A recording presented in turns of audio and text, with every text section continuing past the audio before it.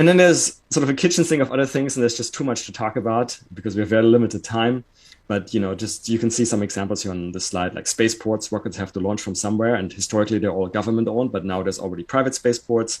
There's the whole lunar economy and business model around that. So like getting to the moon, what we call cislunar transport, rovers on the moon, resource extraction and processing on the moon.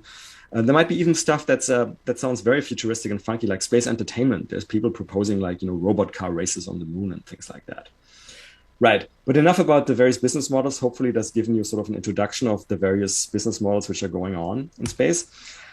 And the only last thing I want to leave here with you is that, again, I think we're very early on here. We often compare this to where the internet was in the mid 1990s, that the big trends are there. There are beginning businesses that are exploiting these big trends, primarily the cost decreases.